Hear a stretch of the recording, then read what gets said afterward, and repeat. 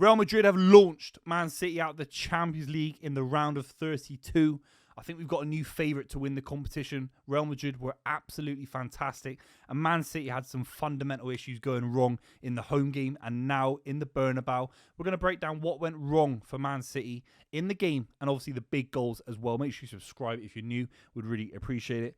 It all went off to an absolutely terrible start. The worst start you could ever have in football is a centre-back lumping it up the pitch to their striker and your centre-back misses the first contact, stopping the ball from bouncing, heading the ball back himself. And Ruben Diaz completely mistimes the flight of the ball. I'm not sure if it's span in the air, if it was a great ball from Asensio at centre-back himself. But Ruben Diaz gets caught under the ball, misses the flight entirely, falls over, and Mbappe gets in behind and lobs the keeper in a very similar way to Mamouche did that to Newcastle United on the weekend. It was the kind of defending that it's calamity defending, it's embarrassing defending. I'm never going to be too critical of Ruben Diaz, one of the most chronically underrated centre-backs in world football. But that was a low point for him in the last 4 years. It's the kind of moment where if you give Real Madrid an inch in a game like this, they're going to take a mile. The game was over once that the header had been missed, but from Ruben Diaz. John Stones as well, maybe a little bit out of position at points today. Obviously, he pulled up as well. So the defensive unit as a start completely wrong for Man City, and the performance was flat defensively speaking. But Ruben Diaz, to see that from him, he didn't make too many mistakes. Maybe after that, it wasn't the best defensive performance if you concede 3, but to have your best centre-back in the last 4 years, the kind of centre-back that I think you could put alongside Vincent Kompany in all-time great centre-backs in the Premier League era for Man City, it is concerning and it is frustrating. I think it alludes to the fact that there's a level drop-off between the incumbent footballers at the club, De Bruyne, Ruben Diaz, John Stones, Kyle Walker before he left, Phil Foden. There is a level drop-off, Bernardo Silva, and then the new signings have been coming in to kind of supplement that. I feel that it was a little bit harsh, all 3 of them starting today. There were some issues, particularly from Mamouche, I thought, who had to play up front for an injured Erling Haaland, not his fault, and Kujanov as well, who was getting twisted and turned all day long from Vinicius Jr. Kylian Mbappe makes it 2-0 in the 33rd minute. I mean, I can't believe that I'm looking back that he scored in the 4th minute. So the game was over after the 4th minute. City had a chance in this game. It's not a perfect Real Madrid side. It looked a lot stronger with Rudiger. But to make that mistake 4 minutes in, I can't believe it. But then 33 minutes, the tie is over. It's Galactico football from Real Madrid. Kylian Mbappe on a brace after 33 minutes. He twists Gvardiol inside and out. And it's a great finish. And that is the kind of Kylian Mbappe that I don't think we've seen at points nearly enough at PSG. I've always felt that it's fair to say that. I saw it. This is how long Mbappe's been doing it. This is Guardiola's first ever season in English football. Takes Man City to Monaco. Mbappe is a 16, 17-year-old. Absolutely destroyed Pep's first Man City side, which also had John Stones in it all the way back then as well. Not many left. De Bruyne maybe as well. So he's been doing it for so long, and you feel that little block of time in the middle for PSG will just go down as a kind of asterisk, and no one will look at it, in my opinion. Maybe some French fans, obviously PSG fans. But he's really blossomed at Real Madrid, and playing down the middle, that kind of debate, if he can play down the middle, if he wants to come off the left, has kind of been quashed now. Vinicius and him and Rodrigo linked up beautifully. At points it was scintillating. At points it was embarrassing from the Man City perspective. The front 3 connected so well. It's the best front 3 in world football. Obviously Liverpool very, very close with Mohamed Salah, but Mbappe and Vinicius, that is just the 2 of the best in the world, and Liverpool probably have one of the best in the world. And that says something about how good Salah is. But Mbappe, look, down the middle, silky. The quality of touch, the quality of interplay between him and the other wingers. His pace is still electrifying. That hasn't changed since 2016-17. Scary times, how good this kid could be. And there's just this frustration, I think, as a football fan.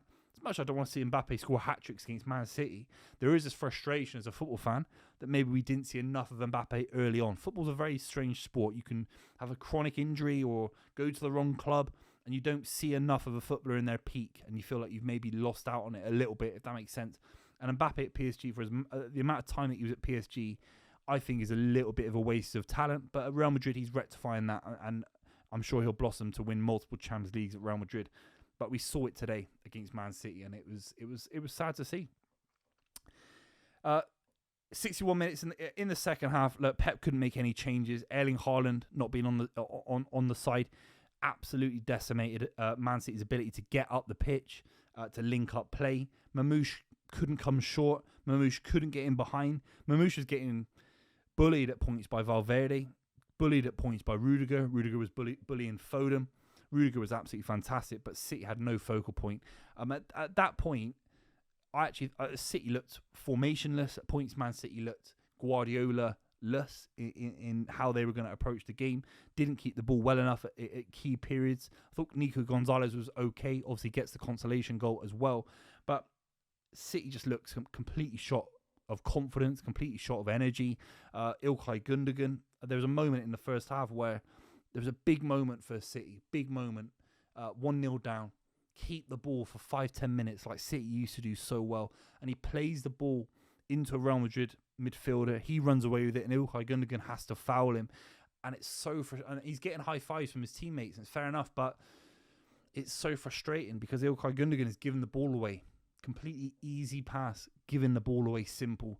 City were never going to win the game or get a foothold in the game in that kind of manner. And really, City were lucky to get any goal from this game. It was a brilliant free kick from Mamouche. Let's talk about the third goal. Kylian Mbappe bends it past Ederson. It's a beautiful finish. And again, a hat-trick against Man City. Despite how poor Man City have been in the Champions League this season, that is still something. And Mbappe flourished, as I've said.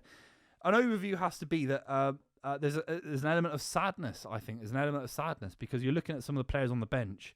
You're talking, De Bruyne didn't get a minute. Could be his last ever appearance in a Champions League kind of game, even be on the bench. He might be moving to the likes of Saudi Arabia, the MLS, in the summer. So that's a sad moment for a Premier League great. Didn't even get a minute in the game. I'm sure he would have been frustrated at that on some level. Erling Haaland, Jack Grealish, and other players that couldn't feature and make a difference today, whether for injury purposes or not. This City side just looks so in such a transitional state, so devoid of kind of leadership, so devoid of understanding of what the philosophy is. I'm not going to blame anyone because Pep is a genius manager. I put a lot of money on him being the great manager of our time and maybe of all time in football. So he's allowed to have an off season. He's allowed to get things right. But at the moment, things are going a little bit wrong. Real Madrid exposed City in a way that is a little bit embarrassing. Just chalk and cheese. But you've got to allow City some saving grace that you can't win a treble or Champions Leagues every single season. That being said, I think you'd expect to get a little bit closer, lay a glove on Real Madrid, especially at the Bernabeu, give them something to worry about. And it never felt like that was happening today. I thought Gvardiol was decent. Savinho didn't have a touch, did he? I mean, I didn't see Savinho do anything. Got completely crowded out of the game. Jude Bellingham was fantastic. Tchouaméni was absolutely fantastic today. Rodrigo was great in great positions. It's hard to decipher if it's down to Real Madrid being a side that really believe they can retain the Champions League and kicking into some form in the business end of the competition, which I think absolutely is the case, or if it's down to Man City's negligence, especially in the summer transfer market, because a lot of these targets would be 6 months into the Guardiola kind of lessons and understanding of how to play the system, and they aren't, and they looked a little bit at sea, like completely lost at sea at points. Kuzhinov, a big one for me. But the effort was there. There's a willingness there. There was a run-in still into the final 90th minute, which is fantastic to see. But just nowhere near enough. Mamouche, big signing, big money, had to play out of position, not his fault. And there just wasn't this element of City keeping the ball against Real Madrid and trying to bully Real Madrid, try and have a bit of nous, be a bit strategic, be pragmatic. There was no pragmatism. There was no European pedigree here from Man City today. And that's frustrating based on the experience. Phil Foden had a quiet game, I thought. Again, it could be just down to the quality of Tchouaméni not having to play centre-back and Valverde playing at right-back, tucking into midfield at points. And then you've seen Rudiger dominate the back line. It's just a much harder Real Madrid side to play against than last week. And that's where City had to win the game, take something to the Bernabeu. Real Madrid have lost 2 out of 39 from a winning position in knockout stages of the Champions League. It says it all. That is pedigree. And City have got a long way to go to get to another Champions League final and potentially win it under Guardiola. Who knows? City have to qualify for next season's Champions League first. Let me know what you think in the comments down below. City are out of the Champions League. 6-3, Mbappe hat-trick. The dream is over, but I'll see you very, very soon.